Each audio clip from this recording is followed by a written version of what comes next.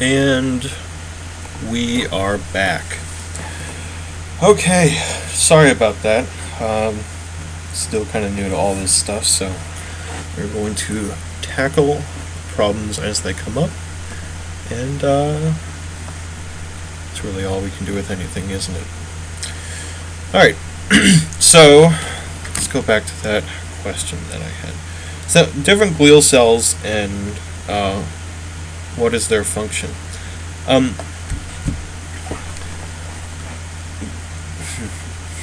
So, what I was trying to open up was on the PowerPoint presentation for the first overall presentation. There literally is a slide. I'm going to pull it up on a different computer right now so that I can tell you exactly where it is. There's a slide that just has the glial cells, so the information on the glial cells. So there literally is a slide here that says it begins primary sensory neuron. It's the last slide of the first presentation. So it says glia, and then it lists three different kinds.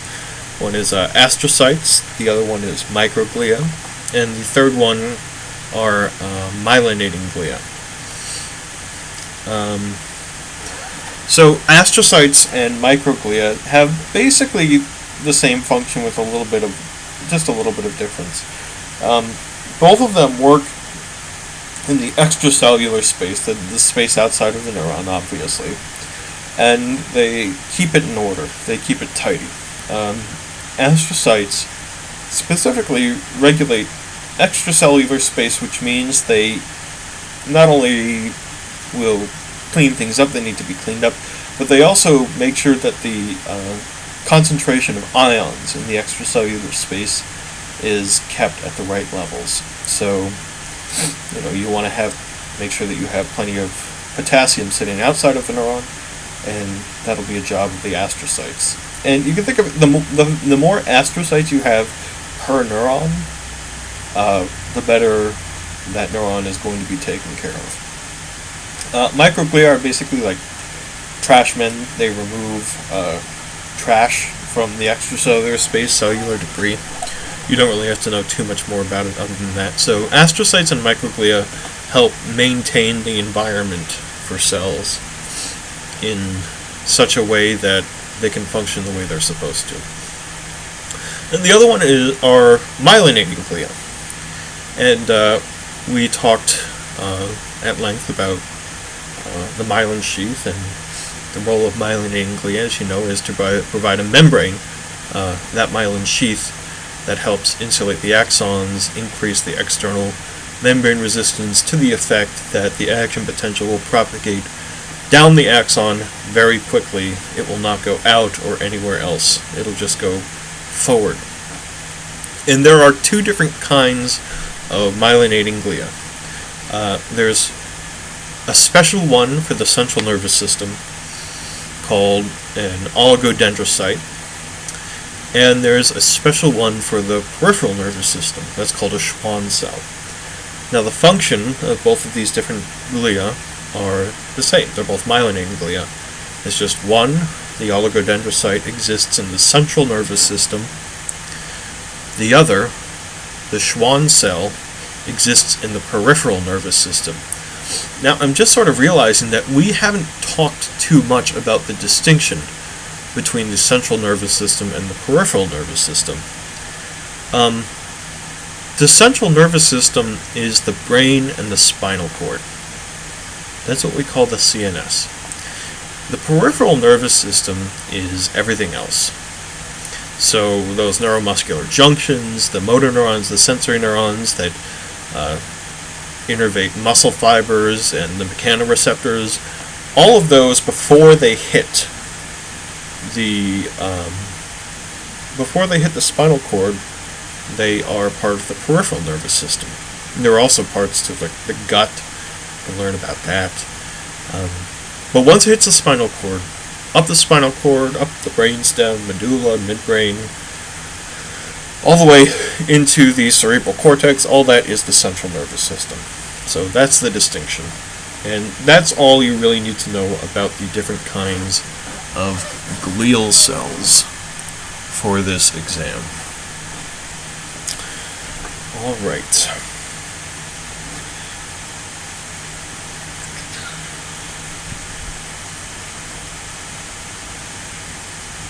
Okay.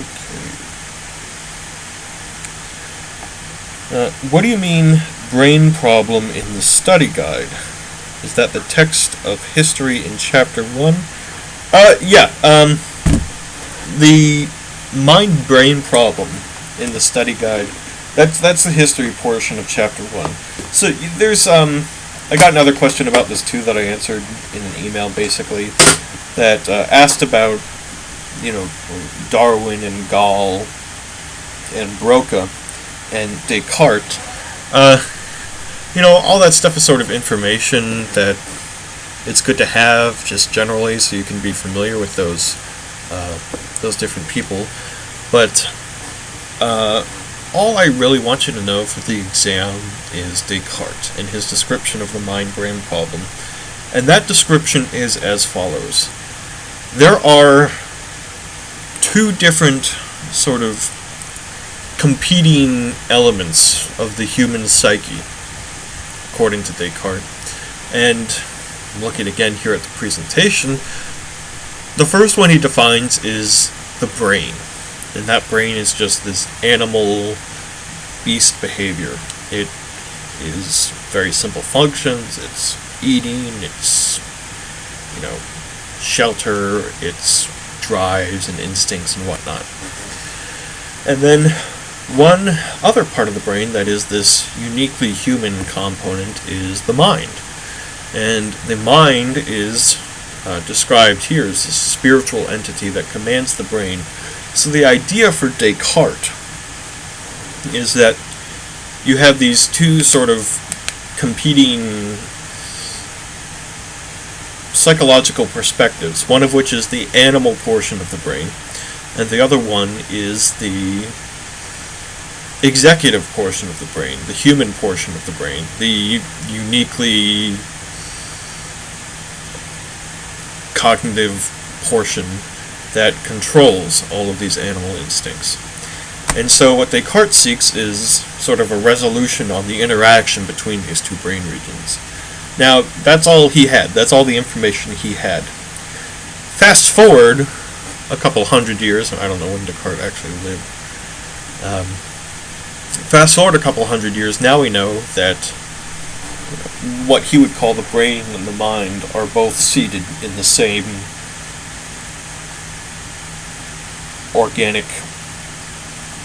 thing that sits in our skull, the same mush of carbon and sodium and potassium and neurons, and that same squishy organ that governs every element of our day-to-day lives, thought, experiences, memory, all that stuff. That organ controls both the brain and the mind. And what we know is that there is a distinction within that organ where there are certain parts of the brain which control the more primitive behaviors.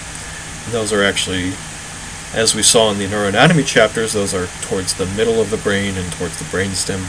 And then the mind portion that has more to do with areas probably like the prefrontal cortex and the hippocampus, things that control memory and the amygdala, emotion, function, cognitive function, reasoning, that sort of stuff. So that's what you have to know about the mind-brain problem. Okay.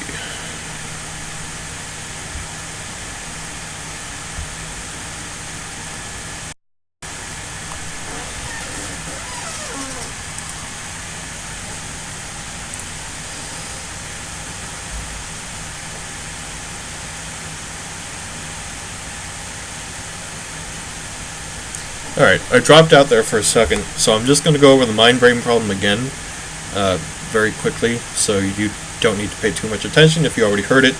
But the mind-brain problem is basically this. There is the brain, and that is what controls the animal-like behaviors, And there is the mind, and that controls the spiritual, cognitive behaviors that are uniquely human.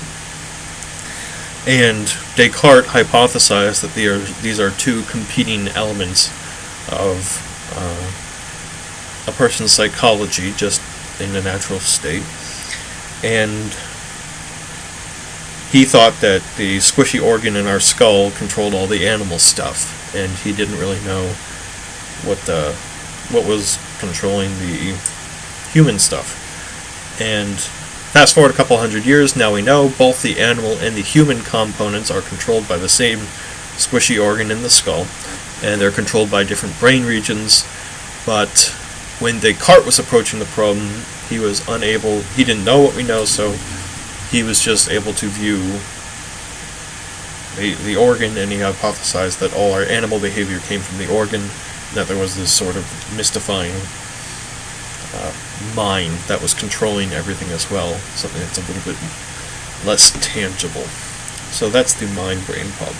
And the other stuff, the other historical figures, you don't really need to. You should know what they are, but they're not going to be on the exam.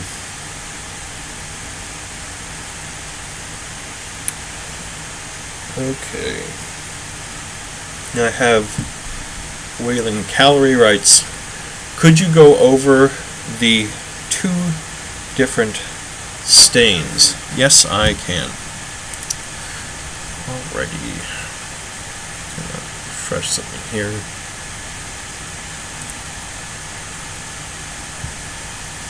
Okay. Just want to make sure I have my stream up and running on my other computer. Okay.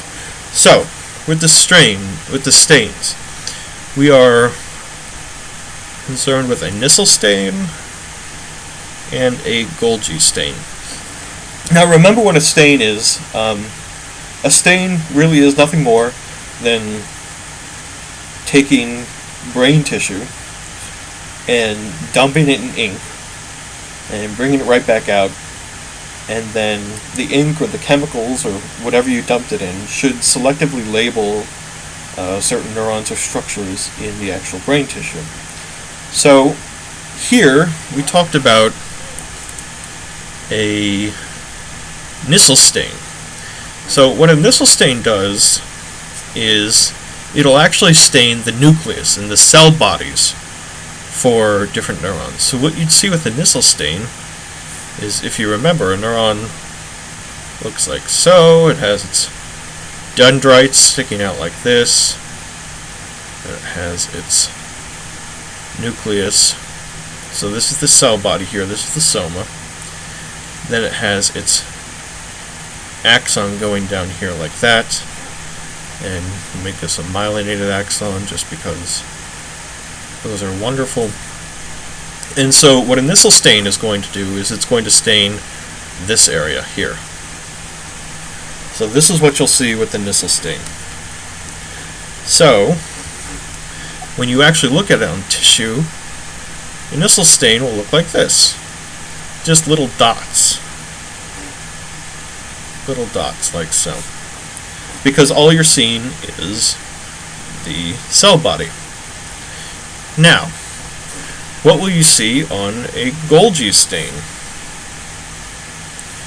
Well, not only will you see the cell bodies, but you will also see the processes that extend out from the cell bodies.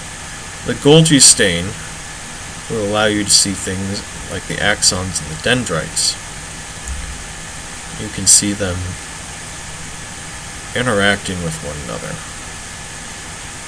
like so. So, Golgi stain allows you to see other things, other processes on the neuron, other than just the cell body.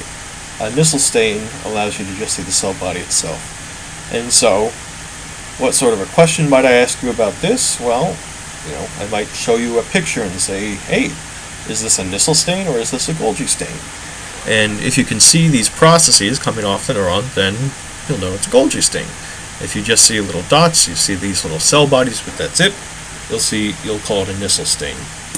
And that should be that. Just want to check to make sure I'm still...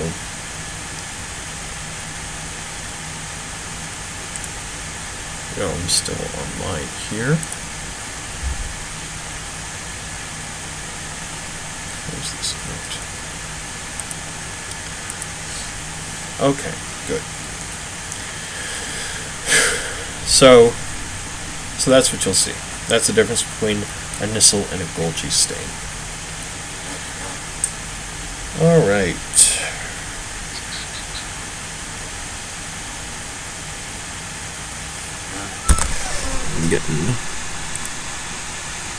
Okay, good. Alright, the last question that I have here.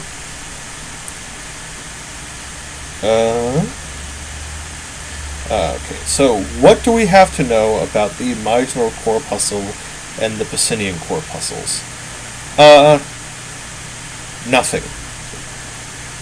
We can talk about those more if you want, but you don't have to know anything about those. They're mechanoreceptors, they're underneath the skin, but don't worry about it beyond that. I'm not going to confuse you or complicate things beyond that. What details do we need to know about the corticospinal tract and the rubrospinal tract? I don't think I put either of those in the study guide. Let me just check that to be sure. Because if I did, I'm going to have to change some stuff about the exam. So stand by 1 second.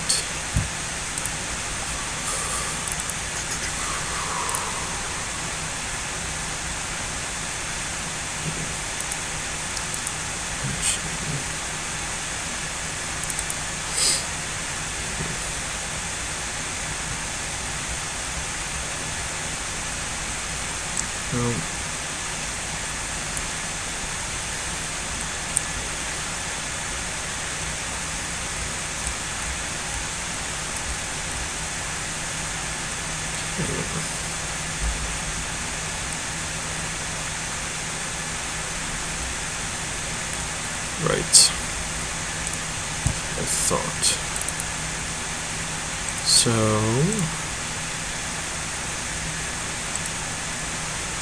these are descending motor pathways.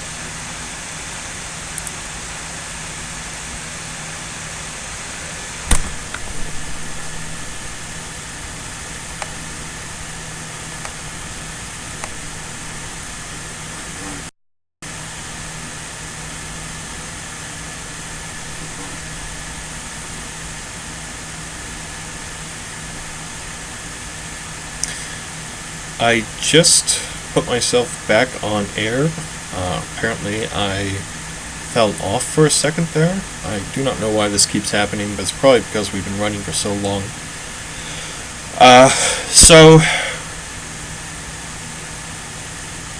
The question was about the corticospinal and the rubrospinal tracts. Remember that we didn't actually get to talk too much about, the descending motor pathways. Why is this not working?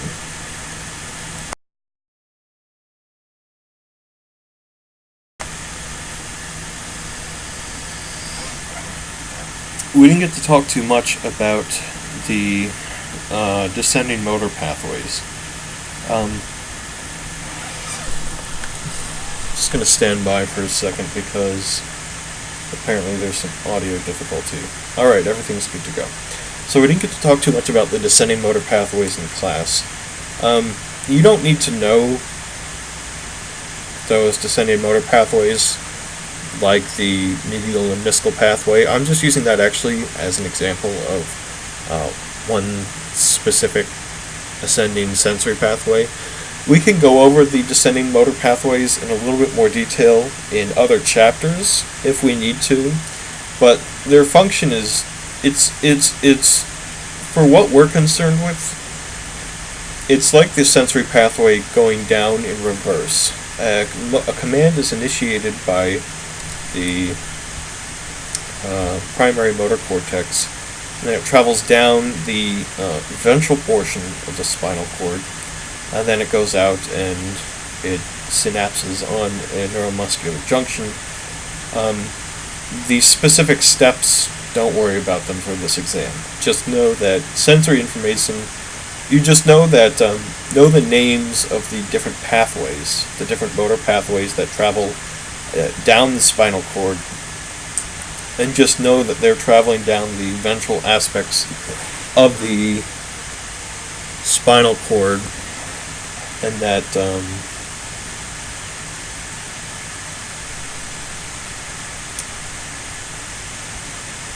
hold on a sec. This is becoming very troublesome.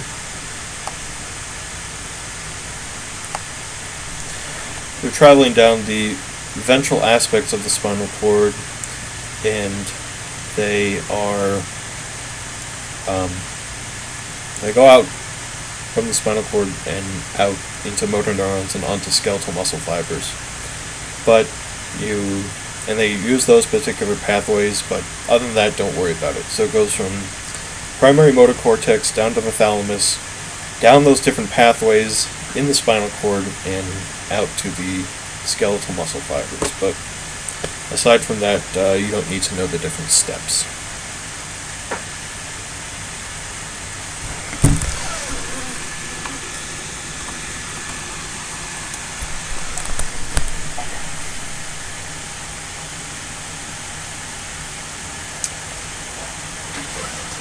Alright,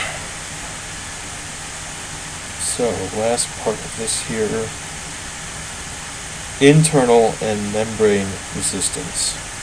Alright, so this is actually the last question I have here. So we're going to go with this, and then if I'm going to start just a timer, and if I don't get anybody tuning in or asking a question for the next half hour or so, I guess that'll take us up to 8:50 or so.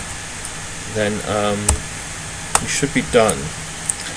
So, internal and external membrane resistance. So remember, here we're going to draw a membrane. Oop.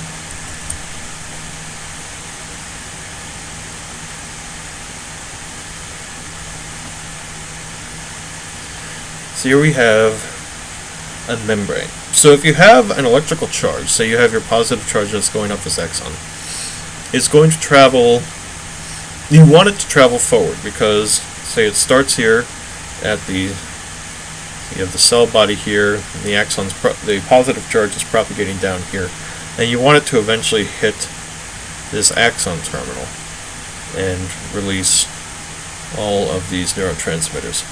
So the different properties that you have acting on the charge is, the different properties are, there is a resistance on the inside of the cell, we can call that internal resistance, and you have a resistance on the outside of the cell, that's external resistance.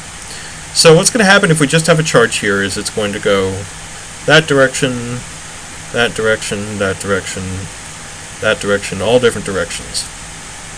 And that's because the charge has, it's not being forced to go anywhere, so it's just going to diffuse out equally. So what do we want it to do?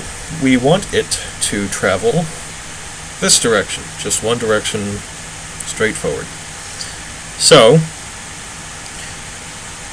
the capacity for the charge to travel is limited by how much resistance there is on the inside of the axon and how much resistance there is on the outside. So if there's higher resistance on the inside of the axon, the charge is going to travel a lot slower. So that's internal resistance.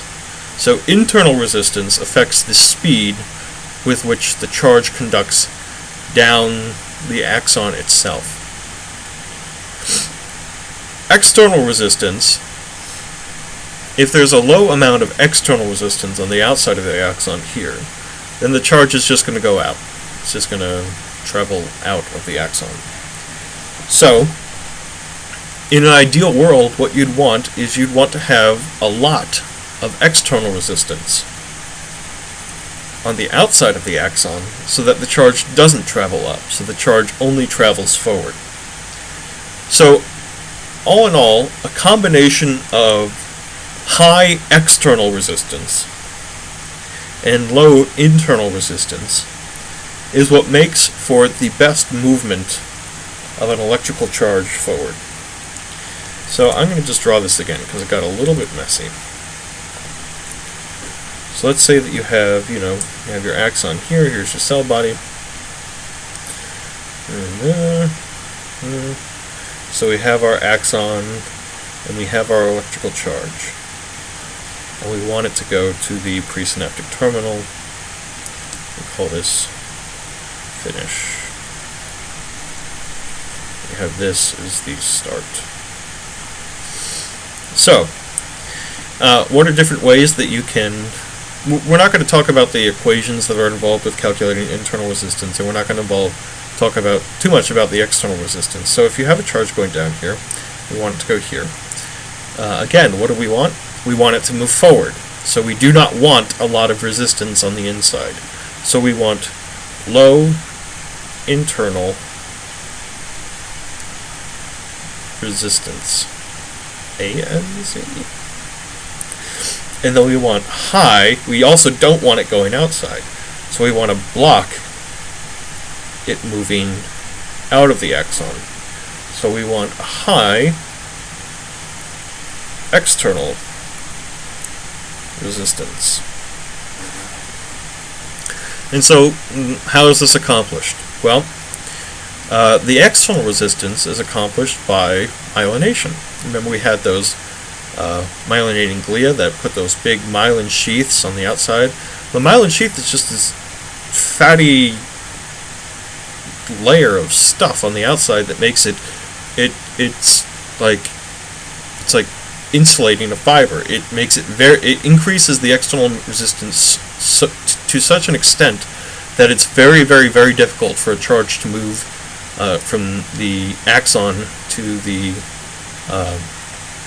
from the axon out.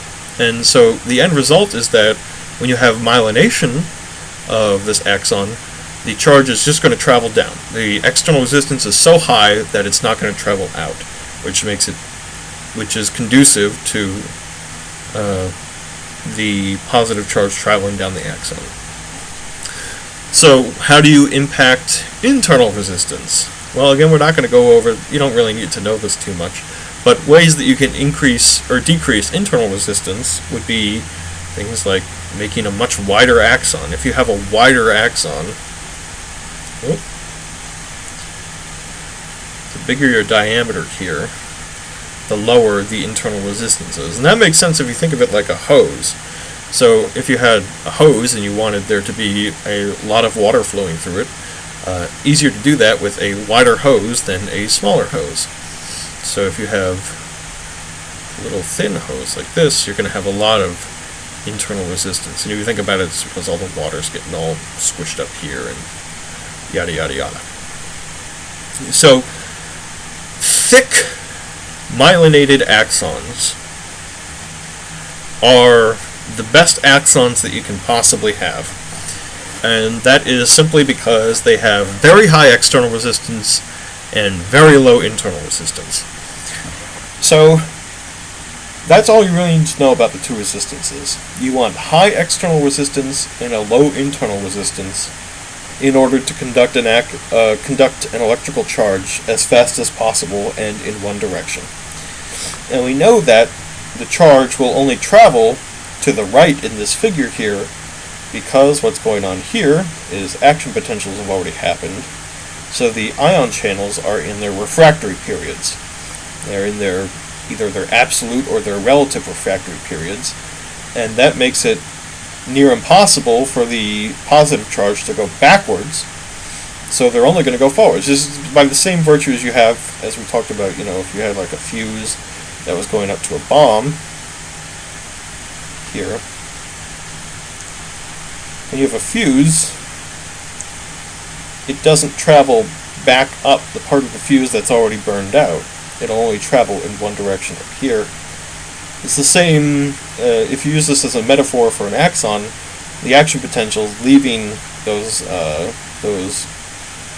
channels in their refractory periods is like the burned out part of the fuse here, which means that the only way it's going to propagate is up here in one direction. And so that's how resistances affect the conduction velocity of a positive charge.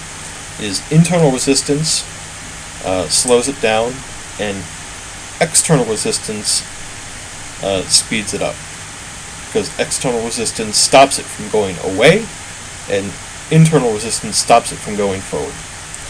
So all said and done, what do you want? You want low internal resistance and high external resistance, and that is facilitated by having thick and wide axons that are myelinated with a lot of external resistance. Okay, well now we are at 8:30,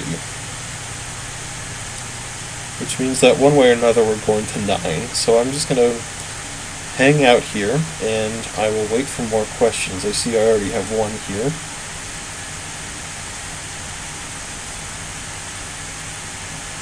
Okay.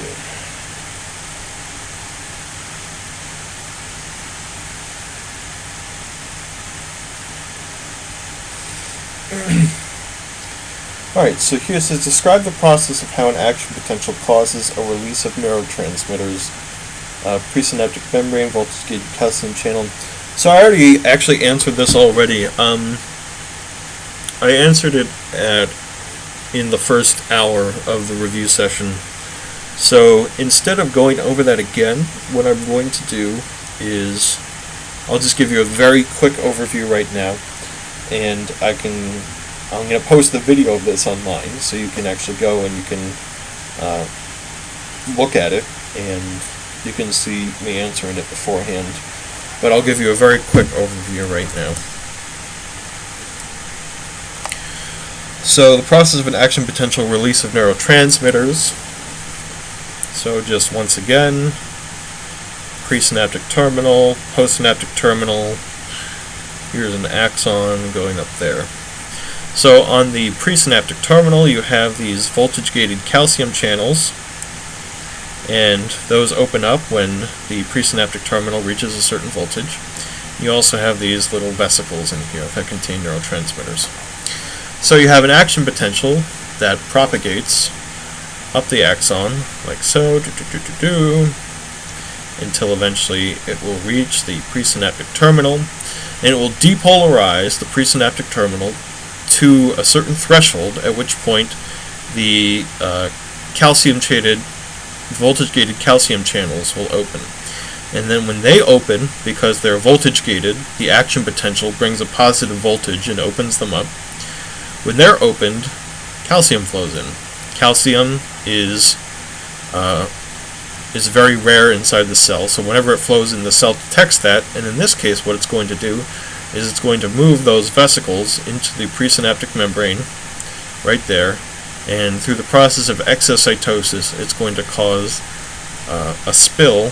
It's going to cause it to dump all of its neurotransmitter molecules that are stored inside the vesicle across the synaptic cleft here, and sorry, the screen just went black there for a second.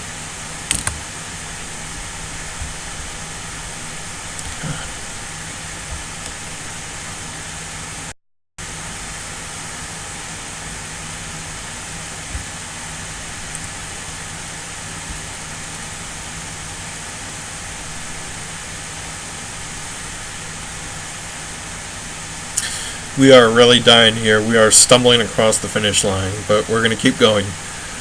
So what happens, again, action potential propagates down here, presynaptic terminal, depolarizes the membrane, causes this ion channel to open, calcium flows in, because this is a voltage-gated calcium channel, that causes a vesicle to fuse with the membrane here, and through the process of exocytosis, spill out all the neurotransmitters across the synaptic cleft we have here, and then they go on and they activate receptors on the other side. So that's how an action potential causes a release of neurotransmitters. And that's just, again, a very quick overview because I already discussed that. Alright, describe how a neurotransmitter is prepared for release. Be sure to use the key terms endoplasmic reticulum, Golgi apparatus, secretory granule, transporter protein, and synaptic vesicles. Alrighty. Let me just drink some coffee real quick.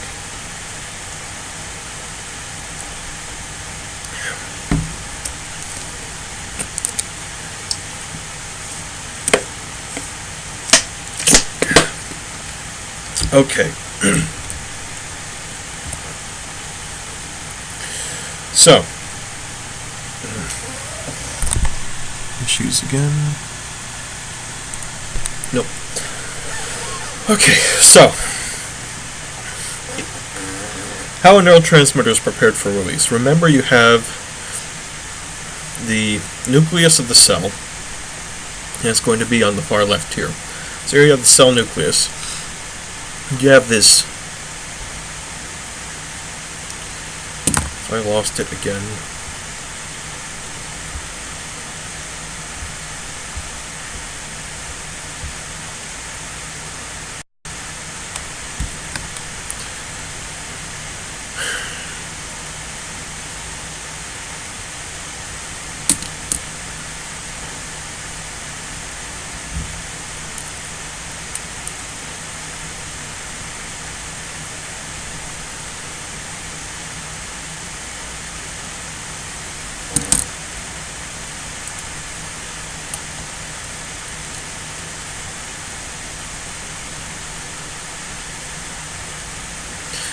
Okay, we keep crashing here. Let's try and get through this. We have the nucleus, and we have this folded over protein, the endoplasmic reticulum. Then we have another folded over protein called the Golgi body, and that's on the outside here. The Golgi apparatus. You have secretory granules, transporter proteins, and synaptic vesicles. So, the blueprint for a protein is translated in the nucleus. That goes to the endoplasmic reticulum. And what happens here is the endoplasmic reticulum, which has these little ribosomes on the outside. It's going to make it more robust, I suppose. Has these ribosomes on the outside, and they translate RNA into proteins. So the endoplasmic reticulum is responsible for the translation of RNA, this blueprint that's developed inside the nucleus, into an actual protein. So in the case of neurotransmitters, what it's doing is the nucleus says, hey, I want to have some, say, acetylcholine. It's going to send that over into the endoplasmic reticulum, and then the endoplasmic reticulum is going to read the RNA and say, you know what, we're going to build acetylcholine because that's what this RNA is the recipe for. So in the endoplasmic reticulum, through these different stages, it's going to construct the neurotransmitter. Basically, the base portion, base portion is bad because we don't want to talk about bases with DNA, but the basic components of the neurotransmitter. So then that's going to be transported over to the Golgi apparatus, where everything's going to be tidied up and neatly wrapped in a bow. Post-translational processing of the protein, and it's going to package it up into a secretory granule. And from the this is the shipping department, and from the Golgi apparatus, the secretory granule is going to exit here with the neurotransmitter, and it's going to travel down. This is the cell body. This is the axon. This is the axon terminal here. The secretory granule is going to travel all the way down. Here we go. Secretory granule still moving down, going on its merry way until it gets down here, where it has all of these vesicles here. And these vesicles have multiple little neurotransmitters sitting inside them. And as we just learned, they're just waiting for an action potential to propagate its way down here and let calcium into the cell and let it know that it's time to go through exocytosis and spill those neurotransmitters throughout the synaptic cleft.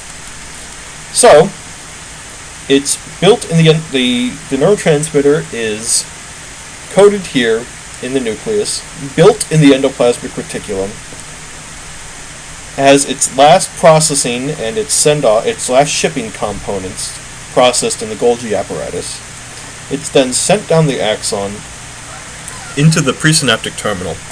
And here, the secretory granule is going to put the neurotransmitter into the vesicle here. And basically, to keep it simple, the way that it puts the neurotransmitter into the vesicle here is using what is a transporter protein. So a transporter protein helps take the neurotransmitter from here and put it into the vesicle here.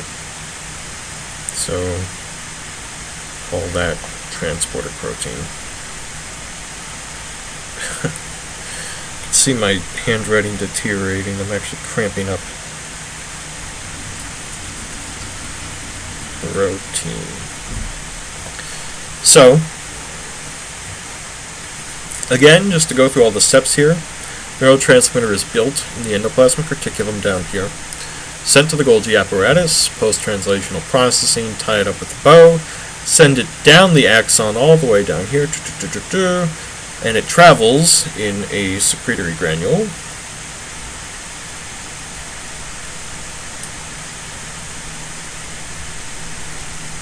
Carrying its little neurotransmitter molecule. And then once it gets here, it uses a transporter protein to put that neurotransmitter molecule into one of these vesicles in the presynaptic membrane, or the axon terminal. And so those are the steps there. So that is how a neurotransmitter is prepared for release.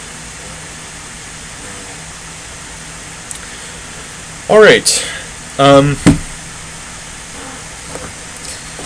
have absolutely no idea whether or not this stream is going to crap out on me again. I haven't received an email from anybody in 13 minutes, and I see that the number of viewers is going down. So I'm going to go ahead and assume that we have pretty much accomplished everything that we can accomplish at this particular review session right now. I will try and post these videos online. I may have to do some editing because of all the steps where, things were breaking down and shifting things around and whatnot. But if I can, I will put these on YouTube for you all to view. And we will do this same time tomorrow. Please go ahead. I think this emailing the questions in worked pretty well. So feel free to email your questions in, and I will answer anything I can with the assistance of my Wacom tablet. And other than that, I will see you all in class tomorrow, and looking forward to the next presentations. So everybody have a good night studying, get lots of rest, and I will see you all tomorrow at noon.